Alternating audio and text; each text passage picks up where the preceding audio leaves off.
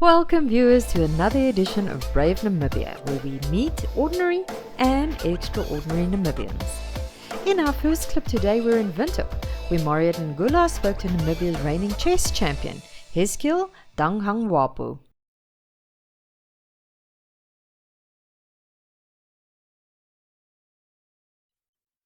I like to say I'm a very big risk taker. I I like living on the edge. I like being out of my comfort zone, doing what is hard, and what most people will say it's insane. There's no reason to do it, but I find meaning in it. I find reason, and I find a lot of joy in it. Yeah. On the board, I am. You'll see me. I'm calm. I try not to show any signs of being nervous, but on the inside, I'll trust me. I'm always nervous when playing chess. Yeah. My mom says I was always naughty. That I used to misbehave. I do that. There were some cases I remember. Yeah, I really was. I really was. But I'm really fond of my childhood. Very fond of my parents, the way they raised me, the values they raised me up with, and I would play a lot. I used to like adventures. I would go camping, sometimes with my dad, friends, also with church. So I also grew up in a Christian environment.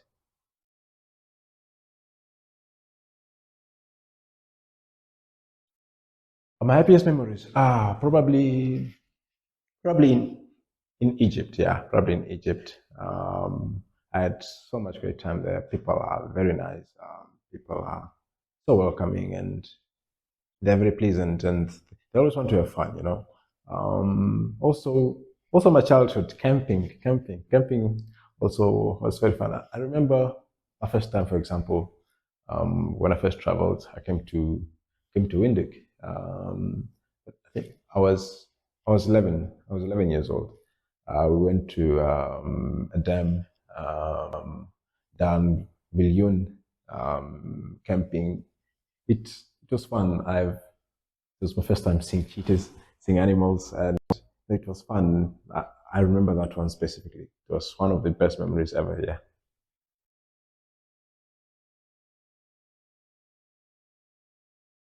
I would say it's the thrill. It's the thrill of it.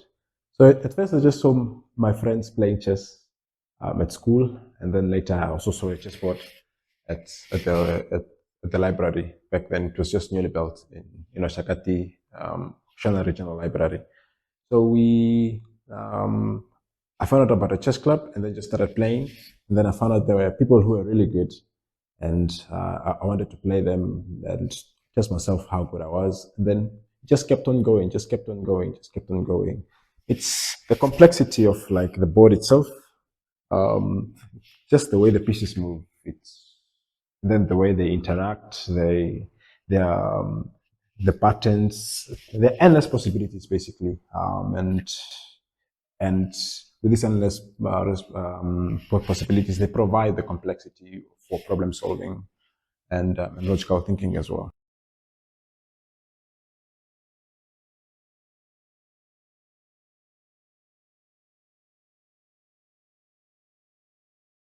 I don't do much sport apart from chess, but um, probably probably soccer. Probably soccer. Yeah, probably soccer. I do play basketball for fun. I like basketball a lot. I like to dribble, and I'm very fond of my defenses in basketball. Yeah, that's something I'll say I'm very fond of. If I w- if I were to pick one, probably soccer. I love sports. It keeps you fit, and it's very important. It's more definitely it's definitely very fun. Yeah, definitely very fun.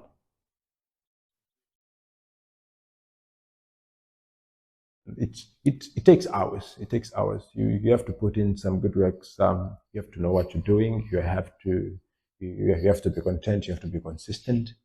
It definitely takes all of that, and also you have to withstand the tough moments and just keep pushing. Yeah.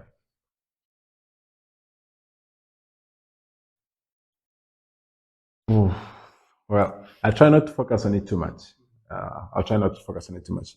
Playing chess in Namibia is great, and the horizon here it's ever growing.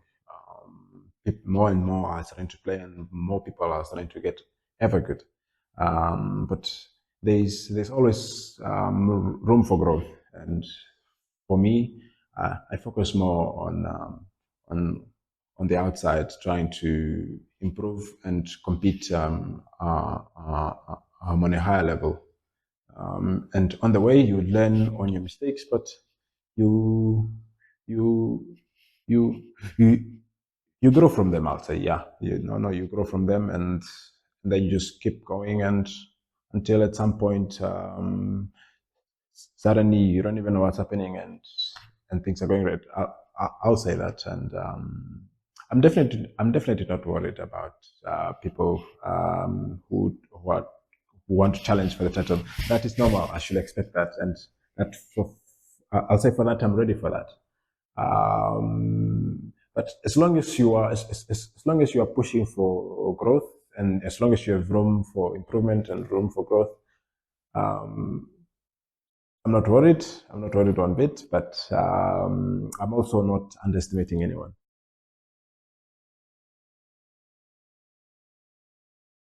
The Be Free wanted chess. Um, on the wanted chess, so they contacted people so that they can have chess club over there and do chess activities.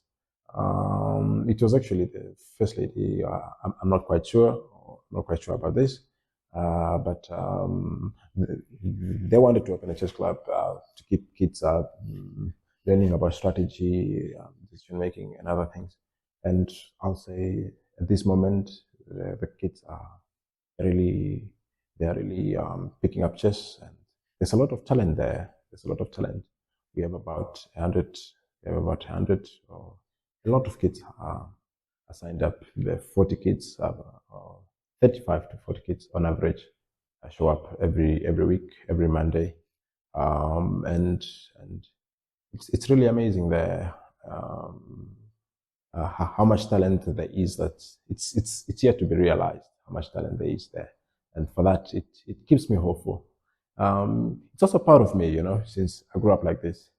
I didn't have I didn't have I didn't have I didn't have support to pay for coaches and all of this.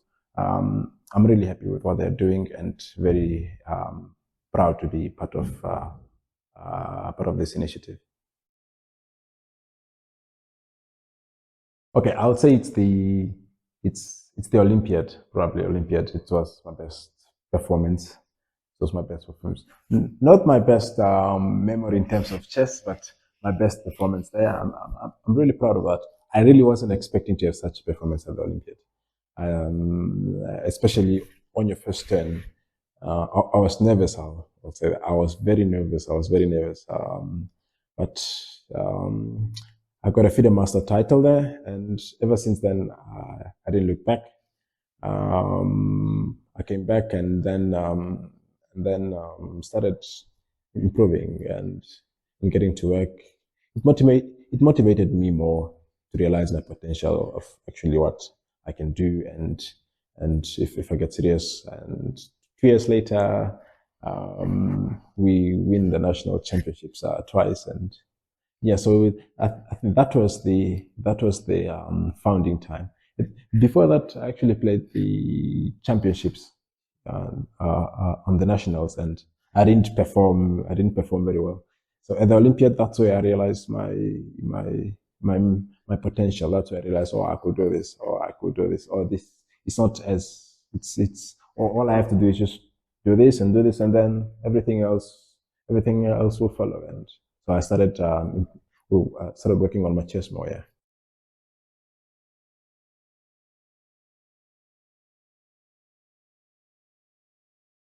Yeah. I'll say in Zambia, I'll say I wasn't at my level best. I wasn't at my level best sure.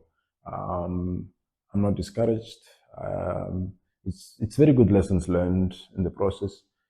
It's a higher level than I anticipated, and I should have anticipated that.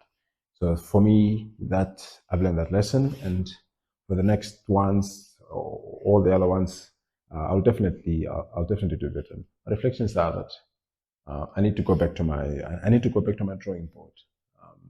Get to see what I can improve. Work on my openings, especially on my openings, because uh, I had the case of playing openings based on just practical perspectives and not really theoretical. And as you progress going forward, you have to find you have to find balance, and that's very important. So first up, it's fixing openings, and then from there, we try and focus on the upcoming tournaments, and put this one in mind. Not forget it, but put it in mind that it was a good lesson, and it was probably a very valuable one. Yeah, sure. No, Namibia sent about 40 junior players to South Africa back in July. And also we are getting ever closer. We are getting ever closer to to competing for the top spots. There's some kids who are really good. They're putting in a lot of work. They're really passionate about the game, and and they really want to challenge you. They really want to challenge you, and they really want to play you, and they're always challenging themselves, and they are training, and you can see by the way they play that they know what they're doing. They're trying their level best. I think it's just a part of about managing expectations and taking things easy and being patient with themselves as well. Yeah, but I believe they'll get there. In terms of the senior team, last time we managed to qualify for the World Cup, and this time again we have a goal to do so at the Olympiads. And the goal is it's for the country to finish at least in top 100. NBA is ranked around 150, so 170 or something. Yeah, 170. And trying to finish top 100 is definitely going to be hard, but it's a challenge which we are willing to embrace.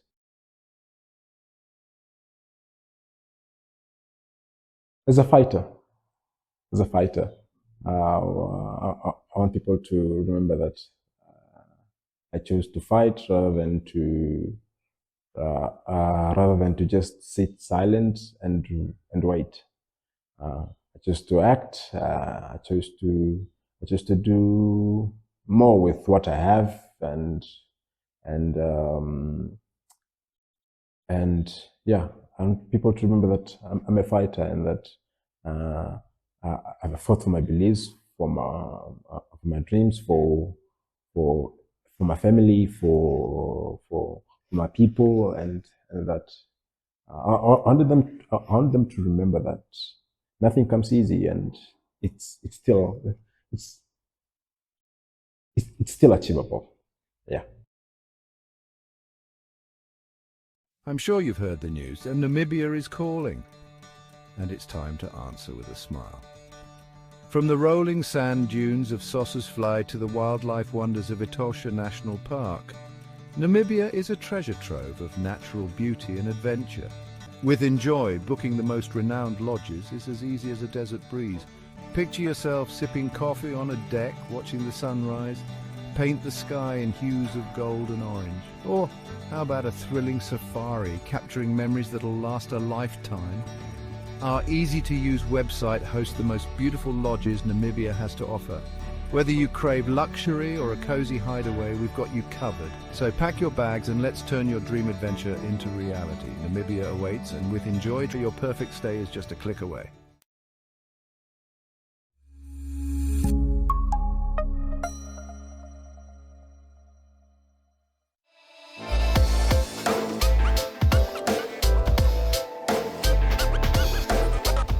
Next, we head all the way to Rundu, where Nicanor Nangolo caught up with musician Peace Star.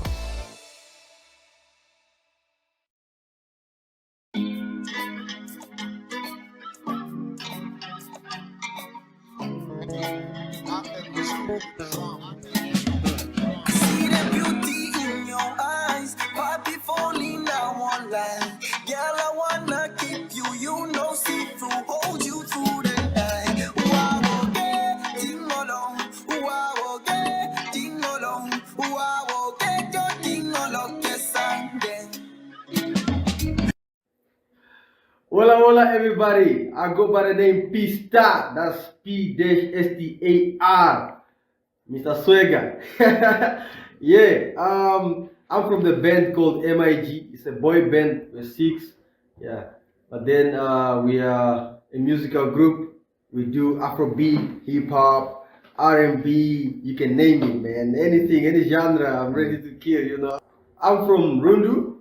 That's where I'm currently based, Namibia, in Africa. But then my upbringing, it dates back all the way, traces back all the way to Lunda Norte. That's Lunda North, all the way in Angola, close to DRC. Where we eat crocodiles. Bamkumere, jacare. Yeah. So I made it into Rundu, where it's a land of crocodiles as well. It's a river town, vegetation. It's a nice place. You should come visit Rundu in Namibia. Okay. Yo, music is a thing of like we all grew up in houses where parents were playing songs. Also, there was this TV. Yeah, that whole thing made me play some melodies, man. Oh, shout out to all the artists before me. They actually paved the way because I was listening to them and humming their things. That's how I knew. Oh, damn! I can actually make my own song if I'm imitating these guys. So yeah, we started making music professionally in 2010 as MIG, the six of us. I've been in love with music ever since we made our own studio just to make it easier. Because when it started first, before being professional, it was very difficult. We had to walk to different locations and different towns, move around, sometimes go to Venture just to record a song properly. Sometimes we even learned that sound engineering was the thing, so we used to send our music to as far as New York just for mastering and whatnot. So, but yeah, now we have our own studio here in Rundu. And once again, I invite anybody to come to Rundu and make music. There's good music here. Yo, one album, Nkurungu, two EPs. One is Carolina and one is Punta. We Punta niggas! Shout out to Figa David. Alright. Tell us a bit about the album itself first. How many songs, features, producers? Nkurungu is an album. The title means art in Rukwangali. It's a Kawango language. Yeah, not my language, but also learn that language. It's cool. Yeah. It had 22 songs. It was a double CD. And we featured the likes of Tesh. It's a big icon here in Namibia. Shout out to Tesh.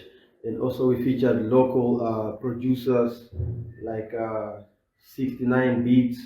We featured our own producer Chu with the drama. He mixed and mastered everything, and that album it actually is the one that made us to pop. We had popular songs like Chaka Waya, Sikire Ninge. Everybody knows that. Right now, let's talk about Physical Life. Kalai.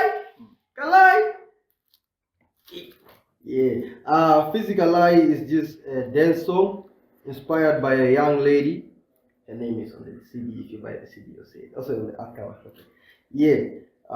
This is a dance that makes my heart beam, and I wanted to share it with the world. I couldn't keep it. Actually, I wanted to leak this song before it came out. Damn. Yeah. This is what I'm working on. I'm selling CDs. Also, the song is on all major platforms. You can stream it. Also, I'm working on. We're planning on shooting the video in Namibia, Rundu, and also in Angola, Kalai. So it will be shot in 2 towns, 2 countries. Shout out to Spectrum. The YouTube page is m.i.g, all caps. You can find songs like Tingolo, Chakawaya, Friday. There's a lot of songs there. I don't want to single out my songs, but My personal favorite, yeah, Keep My Soul. That really touches my soul. And we shot it in COVID where nobody was moving, so we had to shoot it ourselves and do everything. That was the first experience of us as MIG shooting our own video without calling anybody and stuff. Yeah, so check that one out. Run the numbers, share, subscribe. Yo, I don't want to talk down on the industry because I still am to work with a lot of people that maybe I didn't get a chance to work with, and that might come across as if I'm shading. But the industry is fine, but I think we really need to improve. One way is linkage. I feel like some artists, when they feel like they know somebody got something nice, a nice art, but they wouldn't want to touch that person because then their shine will rub off on the other person will make it big. I don't know what the thing is. Maybe it's about keeping the money small or whatever, but I feel like we can improve on that. That's one thing. Number two, that's collaboration, by the way. Number two is actually our population is very small. So like for streams, for you to get paid for your stream, because CDs are no longer a big thing. So people are going online and streaming digital and whatnot.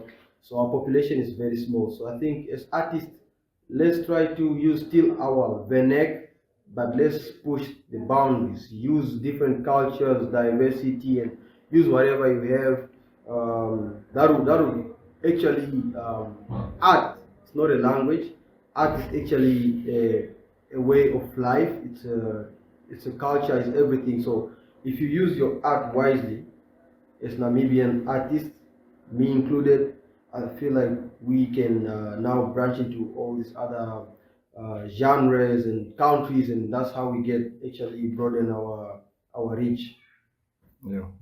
All right. The Kavango Artist was a WhatsApp group. So let me start from there. This WhatsApp group was created by somebody, I don't remember really who. Shout out to them. But I feel like the reason why that WhatsApp group wasn't really doing its job is because people were talking more of the challenges instead of giving solutions. Because the thing is, when you have a problem, you aid out, but then you are the one to suggest what can be changed. So we as Kavango artists here in Rundu, we made that WhatsApp group and we add our challenges, like we are paid less than other artists that are so-called international or bigger artists from bigger platforms. But how can somebody be big if you are not giving them enough? Because let me give you an example of me as an artist, and then I need backup dancers, I need a videographer, everybody, the whole team, a manager, make sure my music is straight and everything. I don't have to deal with everything when I'm performing. So all these things cost money, really. So please, whoever is listening, let's pay the artists. Because the reason we pay artists, not to say this artist is less important than the other one, is the reason we pay them is for them to execute their job. You don't know what an artist have in store. So I think that's the biggest challenge, being paid less. Yeah. All right. Okay. My future plans right now, hey man, as you can see, there's big people. I'm into merchandise. Obviously, there's a challenge I found in my life that I wasn't finding the clothes that I wanted in the store. I was always looking online for how I want to present myself as an artist. And then I started making these clothes. Now I have a brand called Big People. Shout out to Big People, that's my company. We're making clothes and we're dressing a lot of artists, including myself. And that's what I'm looking into. I'm trying to make it major. If you look around, what you want is machinery and whatnot. Make a textile company, that's my dream. The biggest textile company should be in Rundu. Shout out to the ones in Bentu, but I don't even think they're textile company. Yeah, whatever. Yeah, so that's what I'm working on, and also just making an EP, make it pop, go international, just share music with everybody, because I feel like this music and this art that I have really is deserved by the world and is needed. Yo, all the upcoming artists like myself, listen, it's not easy out here and nobody's coming to save you. So get up, do your thing, try. When it gets harder, try even harder. Get yourself connected. How you can connect yourself, there's different ways. You don't need to sell out. You can actually sorry for that. So try to put yourself out there, market your thing. Sometimes you don't need to get paid. Yeah, I'm a big fan of getting paid for your work because it's hard work, but sometimes you need to here and there market yourself, put yourself in the right spaces, collaborate, pay the artist whatever. If it's a big artist that you want to work with, pay them whatever it is, man. It will work in your favor. And when you're in the studio, one important thing when you're creating, please don't try to be like anybody else. Be yourself. Whatever it is that you have, that's you, and nobody out there has that. That's where people recognize you and like you. Thank you for tuning in today.